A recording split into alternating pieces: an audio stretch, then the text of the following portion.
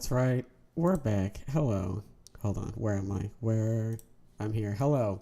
Hello. Good afternoon. All right. I'm just trying to make sure everything's all good to go. Get you over there. Sorry. Okay.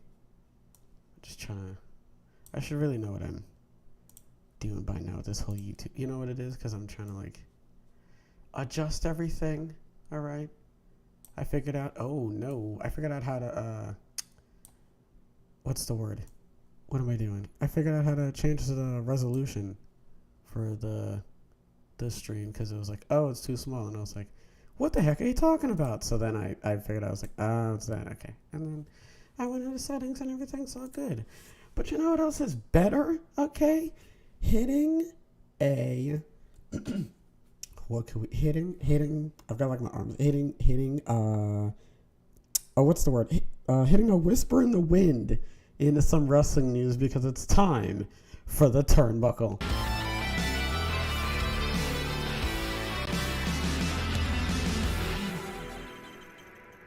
My brain just kept wanting to say Jeff Hardy, and I was like, don't say Jeff Hardy. It's not Jeff Hardy. Just say his signature. And then I kept wanting to say twist, and I'm like, no, it's got another weird phrase to it. Anyway, we're going to start off with our first bit of news about Triple H and how he's thrilled for the opportunity to take WWE in a direction it's never gone before. Triple H was a special guest on the latest episode of Impulsive. Oh yeah, that's right, I saw that. The cleverly titled podcast, which is hosted by Logan Paul, who, if you don't know, is obviously you probably know he's in the WWE, but he's also on the, never mind, you can probably get the point by now. They talked about a wide range of topics. Particular interest was when they inevitably got around to talking about the departure of Vince McMahon and Triple H in some ways taking his place. Paul tells the story of each time he performed for WWE, he's gone backstage after and shared a handshake with McMahon in the gorilla position. But at the Madison Square Garden episode of Monday Night Raw recently, it was Triple H who was there. His response to this was to say, I think there's a really interesting opportunity to, do some shit that's never been done before, so I'm going to be pitching ideas all the time to you. And Triple H said, I'm counting on it. I'll say this about Vince. Massive shoes that I couldn't even dream of being able to think I could fill. The gap there in this moment is massive, but the opportunity to take it in a direction it's never gone before is massive. I'm sold for that opportunity. We have an unbelievable team. It's never going to be one person. One person can't even begin to fill his shoes. It's going to take an entire team of people to jump in those shoes. Which is a good point. All right, we'll talk about that later. The game is no longer 30 times active in the ring. Is currently doing a hell of a job playing it. Straddling the line of putting over everything McMahon meant to the industry without outright saying he's going to right the many wrongs that existed under Vince's rule. That he has made sure to mention in multiple interviews, not just this one, that no one man can do this is noteworthy because McMahon was, creatively speaking, something of a one-man army within WWE, which is also true. He also had a lot of quirks and was set in his ways with regards to the kind of product he wanted to present. Without that hurdle, there's absolutely room for WWE to become something more and go in a direction it's never gone before. What does that mean exactly? Well, if you play Fall Guys, you'll probably have seen that they're doing a WWE crossover thing. So that I'd like to think that that's not even you don't even have to talk about, just something that just pokes in there, all right, and then that is like a seed. There you go, plants a seed. That's what I'm trying to that's what I'm thinking of here, and that just that sprouts into a bunch of leaves, and the leaves are different promotions, promotional things and stuff like that, and sponsors and crossovers. And oh my god, I think I was looking at the wire for a second. I thought there was a bug. It's no bug. Never mind. It's fine. Anyway, so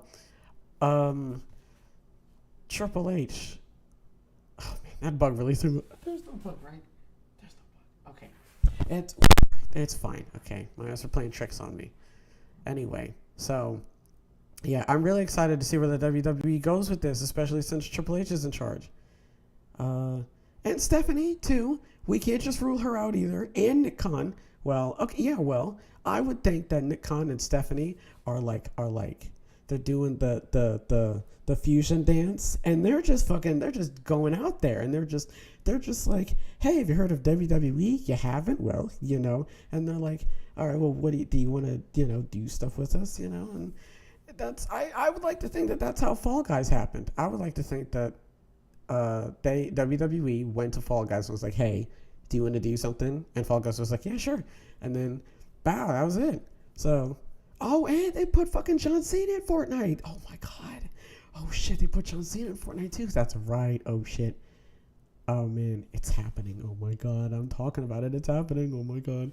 All right, boys. That's pretty much it. So, I keep saying this, but there's only so much I can say. We're just gonna have to wait. I'm really now. Listen, talking about it right now, thinking about it with the John Cena and the Fall Guys, man. I can only imagine what we're about to see, man. I don't know about you. I'm excited. I'm actually looking forward to this. Okay. Another thing I'm looking forward to, boys, is the NXT recap. That's right. Okay, we're gonna be talking about NXT. It wasn't bad, to be honest. It was actually pretty decent. I'm not gonna lie. NXT Women's Tag Fatal 4-Way. Oh yeah, that was pretty good. Oh God. Oh yeah, it was Ivy Nile, Tana Paxley, Valentina Feroz. I don't know the names. Okay, you think it's bad? Listen, at least I know the names on Raw and like SmackDown. Like, bro, what I like loosely watch NXT. I know about I talked about the change and all that, but I never really sat down and watched it because at the time it was just like weird. It was like really horny for some reason. And now, like, I think I feel like that's not happening anymore. So, that's pretty good. So, okay. So I knew Gigi Dolan and JC Jane. I knew them. And then Carter and Chance. And then, what's her name? Katana Chance, right? And like Caden Carter. So, oh yeah, because that's Casey Catanzaro, right? If I remember, and they changed her name. So, walk down the road to gold. As I have for them. Ivy and Tatum showed they're calling Card as a team as raw power. Tatum is in a showy with it as Ivy, but she's just as brolic. They work well together too. Like the Brothers Creed, Ivy and Tatum can be huge foes for a high-flying team in the division. The mini story inside of a large story was Toxic Attraction's third reign looking inevitable. They got the upper hand against their arch rivals and did what they do best. Tandem offense coming faster and more furious than Domino Liquor Store run for Coronas. But every time the Toxic Duos thought they had the win in their hand through their divide and conquer tactics, Carter and Chance found a way to save their partner. They were prepared this time, finally understanding everything coming their way. And that's why they finally used Toxic Attraction's games against them. They divided, they surprised. Gigi separated them as per usual, but they played offense rather than defense. Katana attacked Gigi, allowing Caden enough time to recover, roll back into the ring, and take it to a new Dolo Jane. Carter and Chance executed some tandem offense of their own, and that was that. And finally, the new tag champs, Caden Carter and Katana Chance. That's right. They did win. It was actually a really decent match. I really liked it. I really liked the offense. I feel like I can't really like say too much. Oh my God. Okay. Never mind. All right. Okay. It was a good match. I don't want to feel like that. Okay, hold on. This one. Can we? No? Okay. All right. What else do we have? Oh, yeah. Escobar came back. And then at the, what was it? It was the tag match, right? With the Creed brothers and Tony D'Angelo and then like Stacks or something or Two Dimes or whatever. And then he was gonna hit him with the crowbar, but then Santos had it, and then he like pulled him into the ropes, and then he hit the finisher, and then he won, and then they were the tag team champions, right? Oh yeah, Mandy versus Saray. Okay, so the match wasn't too bad. I mean, really, the finish was Mandy like won, and then she like, who the hell did she call out? Zoe Stark. That's right. She called her Zoe Stark. And she was like, "Oh, Zoe Stark, you bitch." She didn't say that, but she was like, "Zoe Stark, fuck you." And then she rolled out. She got a chair. I like that. I was like, "Oh, nice, cool." Just I don't know, just something. It's just if you're a heel, I don't know. I just like when it's like, "Hey, I'm gonna fuck you, fuck this person, cause fuck you." She got the chair. She's like, I like I forget my man's name, Tom Phillips, I think. And he's like, "Hey, do something, ref." And in good point. Like, why is the ref not doing anything? Like, what are you gonna hit her? Like, just grab her. Like, stop her from doing this. She's gonna injure her. Like, what the hell? So like, she like baps her. You know what I'm saying, with the chair, and then she's like about to Pillmanize her leg, and then Zoe Stark runs out and beats her up. She's about to do her finisher, and then she like rolls out, and then she gets away. And I like how she rolls out, and then like she comes out of the corner of the camera, and then like yoinks her title back as Zoe's walking over to it, and then she's like, "Oh, fuck you," you know. Lash and Fire was good. I mean, I'm not gonna lie, there's really nothing to write home about. It was a really decent match, though, you know. So all in all, I like the finish. I'm glad that she was able to hit the moonsault. I thought that Lash was gonna roll, but the camera cut away, so I was like, "Oh, good, she's rolling." And then she like didn't, but she still made the moonsault, right? No, swanton. She hit the swanton. So I was like, "All right, thank God." Oh yeah, Von Wagner and Saul's go bar. This match, I'm not gonna lie, this match wasn't bad. It was really crazy. I like how they interacted with a lot of different people. I like how he pushed Carmelo Hayes, one of the champions. I like how Cameron Grimes, the number one contender he was in a feud with Joe Gacy. Like, I like how he showed up. I like how they were throwing each other around. Wagner put him through a table. They fought each other out into the ring again. Can we talk about the fucking... So this is why I titled it this, that Souls Goes Insane. Why didn't he just go for a splash? Why didn't he just... An elbow drop, a splash, like... Even a leg drop. Like, you went for like a headbutt. Like, I don't even know why you... I don't know. Maybe like... I don't know why he did that. Like, I watched I'm not gonna lie, I watched it in double speed. I had to like watch it twice, 3 times over, and then I had to slow it down to be like, did he just hit a headbutt? Like, why did he do that? Why did he headbutt him? Why didn't he just hit an elbow drop or something? Why couldn't he just like... Like, if I'm crazy, you can tell me, but like, I don't understand why he chose to do that. Like, that was really like strange of him, right? Like, but okay. But anyway, he won. He just sheepishly rolled over and put his hands on him. Bada bing. That's your match. Okay, as long as he's all right, sure.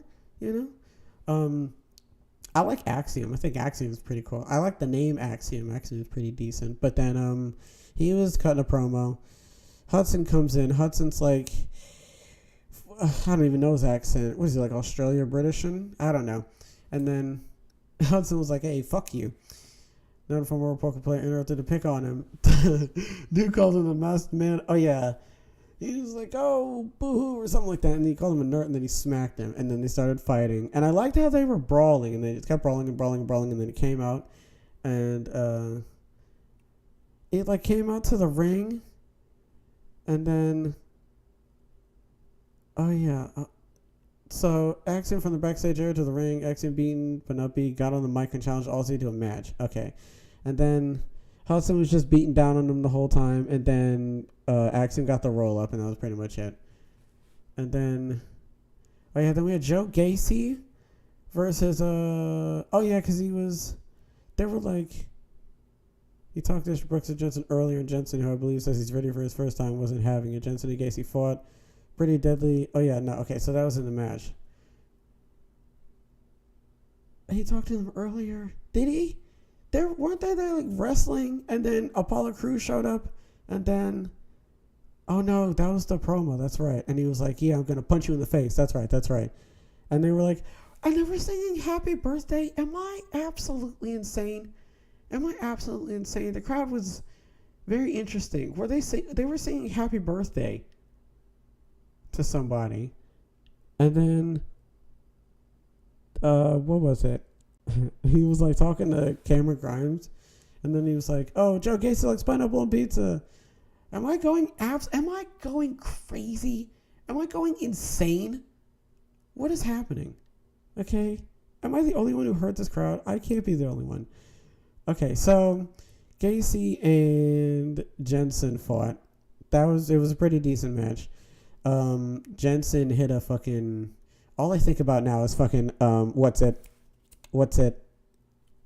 Deus Ex Human Revolution. That's all I think about now.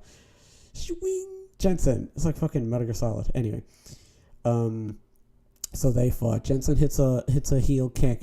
They're down. Pretty deadly come out. Jensen throws him out. Gacy hits the clothesline. Bada bing. That's it. That's your match.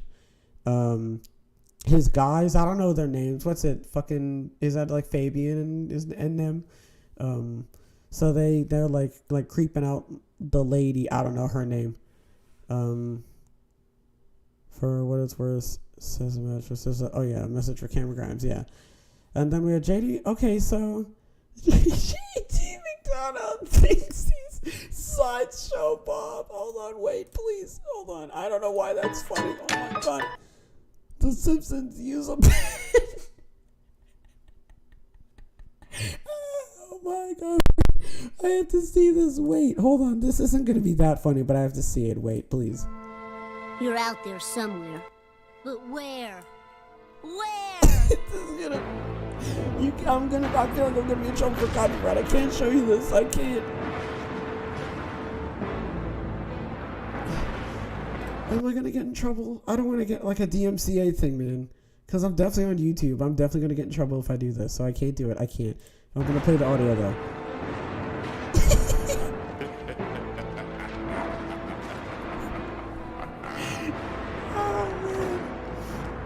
Dear life in these United States. Look at you. Funny. Oh man, bruh. Now all I can think about is that's definitely going in the fucking. That's going in Botchamania. Oh man. Or Promo Joe, either one. That's great. Yeah. So it was a contract signing for the NXT Championship, and Wade Barrett was there. And bruh, I like Braun Breaker. He got a really good promo. He sounds just like Scott Steiner. I mean, he's related to them, so I mean, you know, it's probably a good thing. So anyway, JD's like, whatever, blah, blah, I'm not scared with you. Oh, man, that was so gross, man. That was so gross.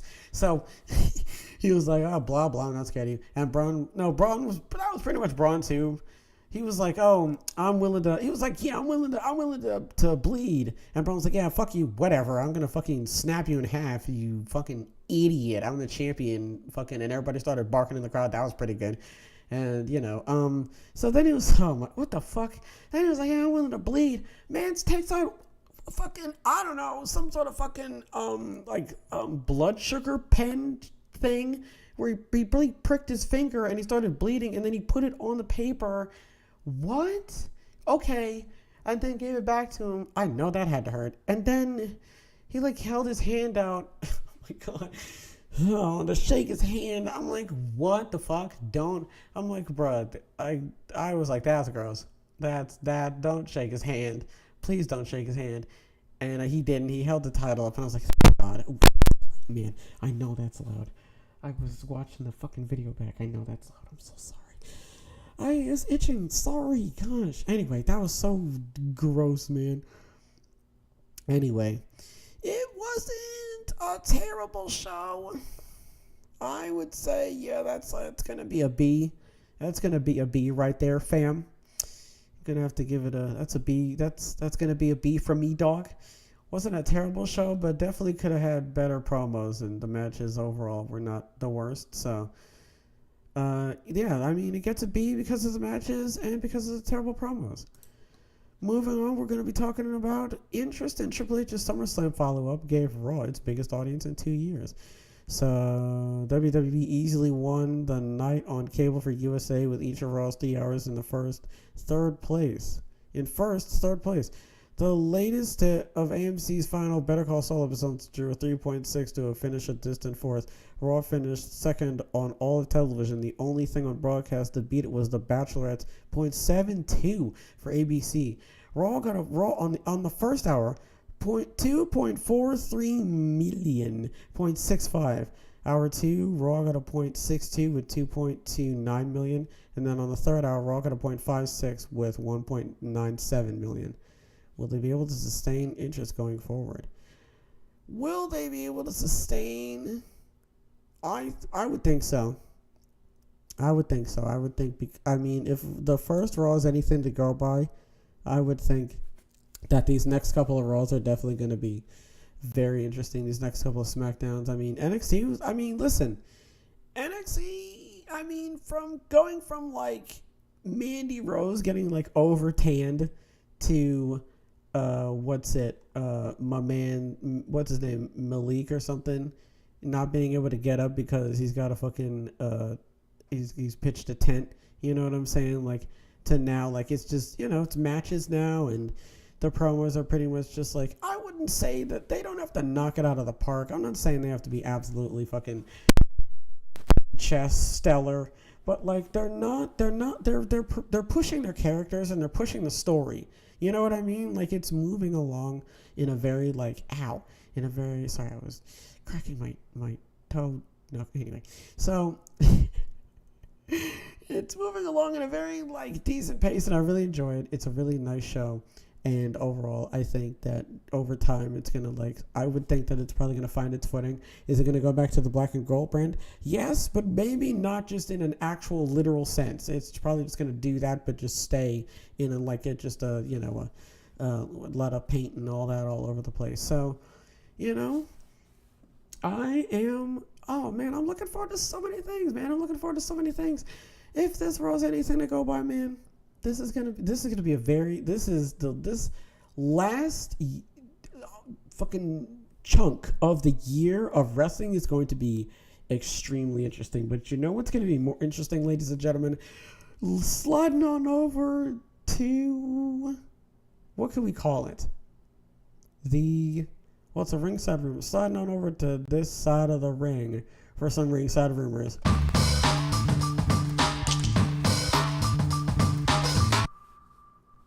Don't forget to click back in. Damn it, I hit the mic again, to the stream.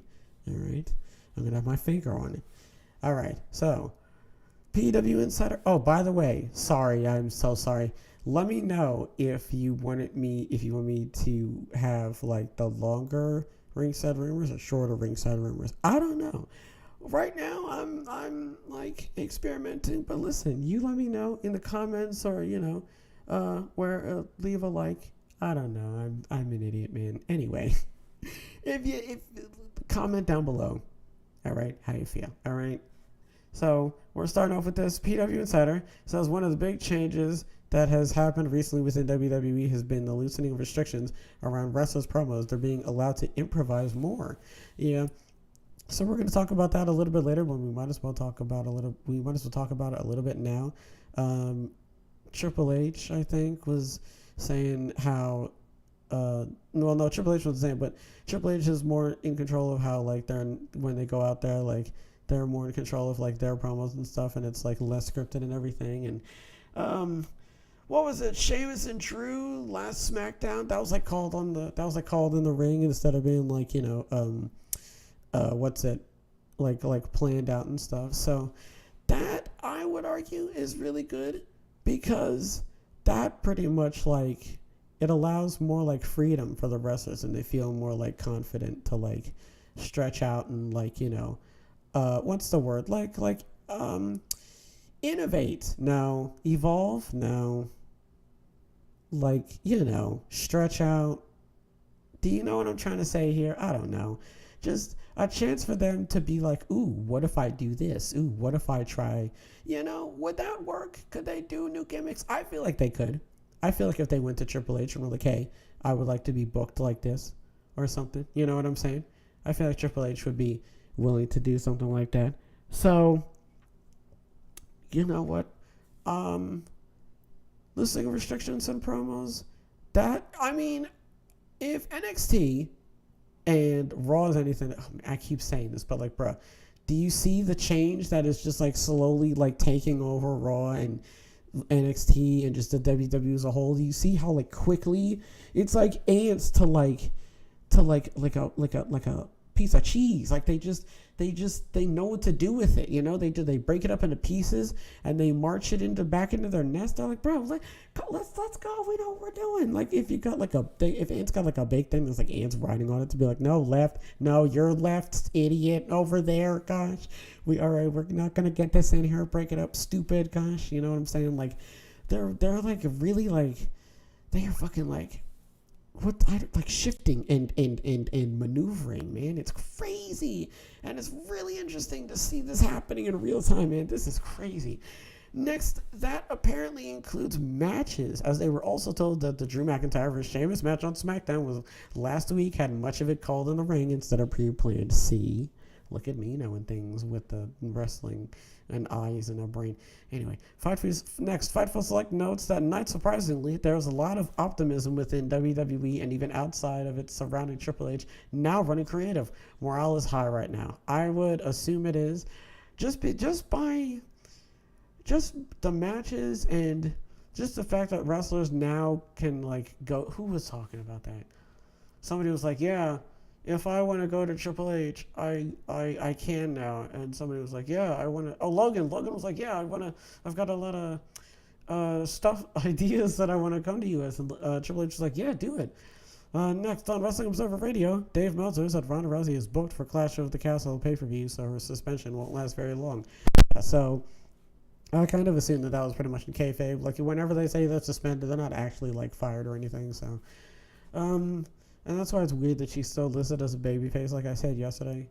But, so I guess, okay, well, she's booked for Clash at the Castle. So I assume she's challenging her for the championship again? Okay.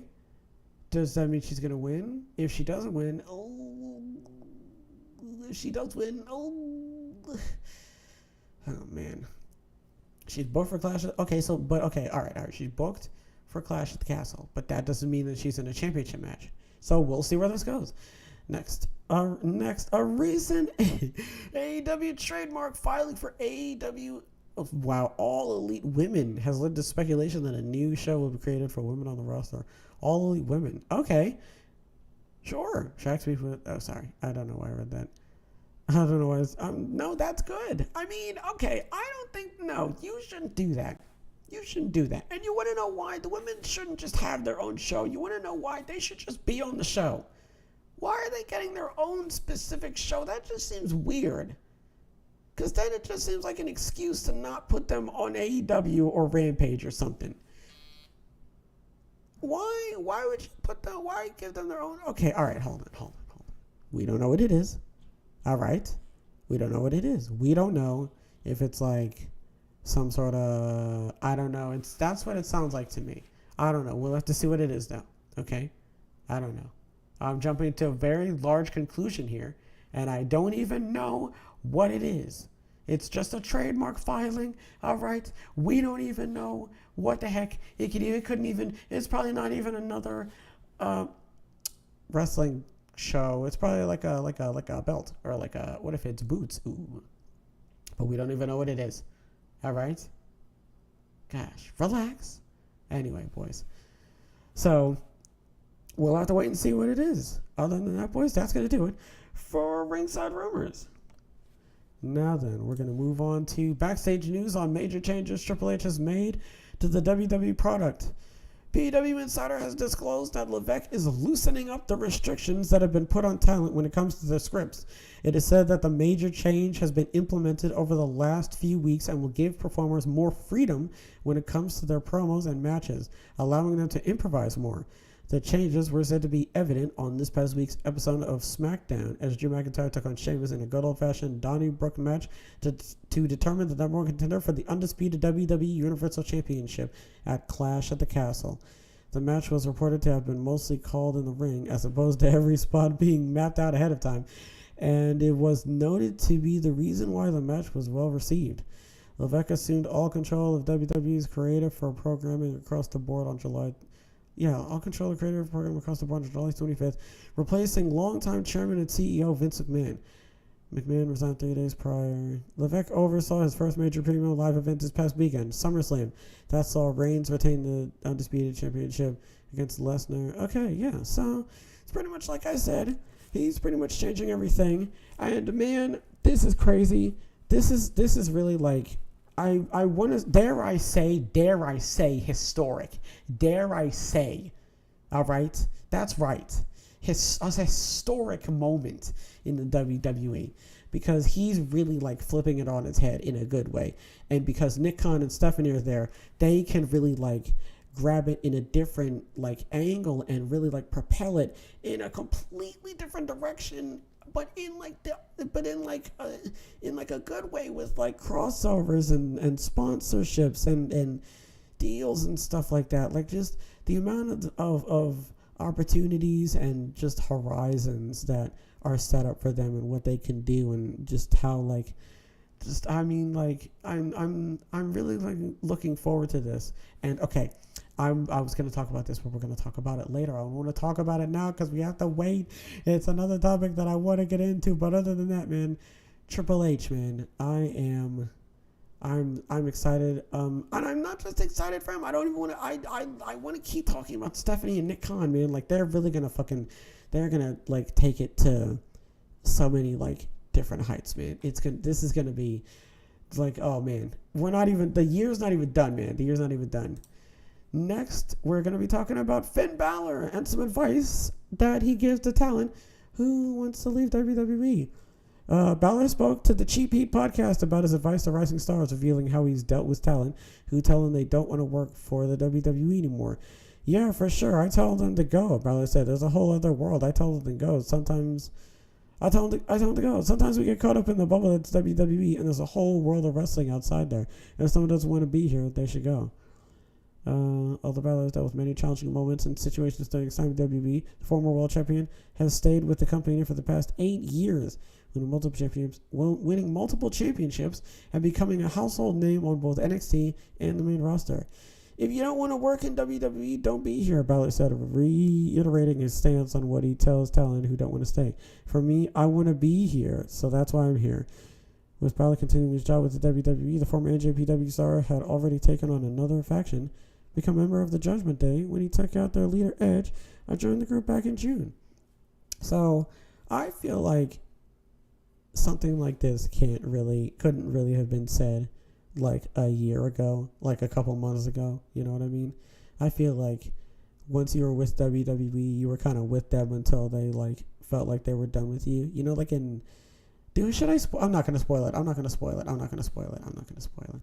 So WWE just like if they wanted you to be on the team, you know, on the with the company, they were like, all right, well, what can you do? And like if you couldn't, like if you, I don't know, man, like if you just didn't look the part or you need to do the job, but I guess like sometimes you have to. But even then, like even if they changed up your gimmick and everything, because Killer Cross was good, but they still got rid of him. Like I feel like back then you couldn't say stuff like this. You know what I mean? Like I feel like now the time has actually changed where you can say stuff like this. Like if you don't want to be as a WWE, then you're more than willing to, like, I guess like end your contract or negotiate a shorter deal or something like that. Now I feel like you can do that, but before I feel like Vince McMahon like really like just kept everybody on there, just like didn't do anything with them for like no reason. You know what I mean? So I really feel like this is really again telling of just like how the times are changing, and now you can say that. You know what I mean?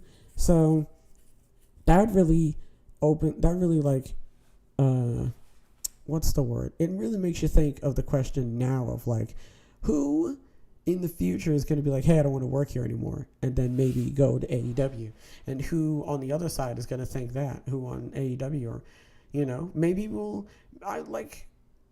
if I could maybe like, I don't know, foresee one thing happening in the future with this, it would be crazy to see a WWE like literally like WWE Raw guy on like NJPW Strong. Like that would be crazy.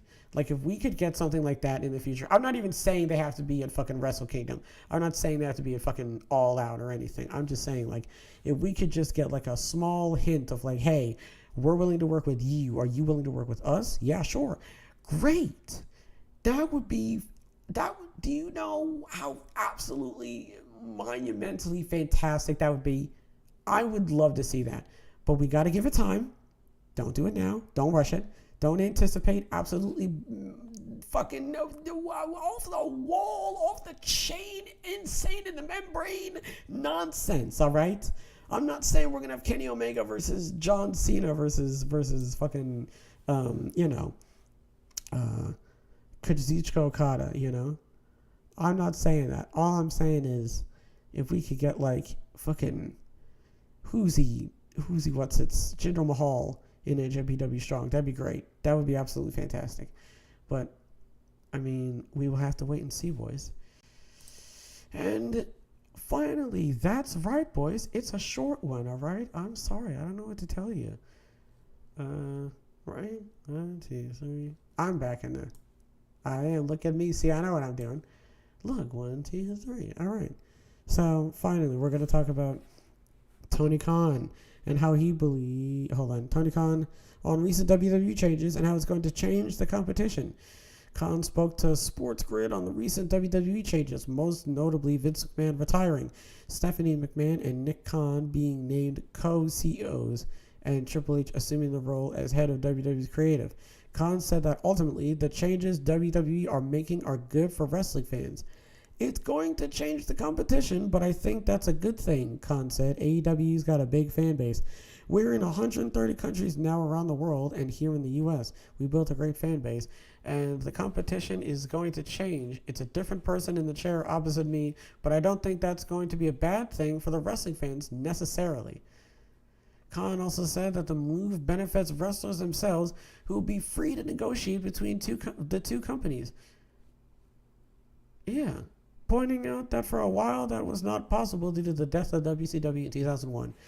Probably more so than ever, I imagine that wrestlers are going to be in demand. And again, I think this is probably going to be good for the wrestling fans because that's one of the most exciting things about pro wrestling is free agency. It's one of those things that was really missing from the sport for almost 2 decades before AEW came in because there was not a legitimate competitor in the free agent market, and now there is. One of the worst things I think that happened in American sports in my lifetime was when WCW closed down. So, like I said, man, I'm really excited for this. I'm really excited for the future that holds, that wrestling as a whole holds for the WWE. You know what I mean? Like, and just like the overall like wrestling landscape and just how many different wrestlers can like interact with people and interact with other wrestlers and how they can like, just I don't know, man. And it's crazy, man. It's crazy that something like this Vince didn't, and thank goodness Vince didn't even have to like pass away. Vince just had to step down, and something like this is now possible within the same year. And Vince can just like fucking, I don't know, retire in his bunker, sip on his coconut margarita, and do his thing, and try and handle this to the best of his ability. I mean, listen, he's dealing with it. So you can say whatever you want. He's dealing with it right now. So I can say whatever I want. Listen. However, I don't know what the outcome is going to be. You know what I mean? Like, I have no idea what the outcome is going to be. So he's dealing with that right now. In the meantime, boys, wrestling is it's not evolving. It's innovating. It's innovating. It's shifting. I would say it's evolving, but in a smaller way, in a less significant way than like evolving. Like, I don't want to say it's like completely fucking morphing into this completely different thing. I would just say that it's like,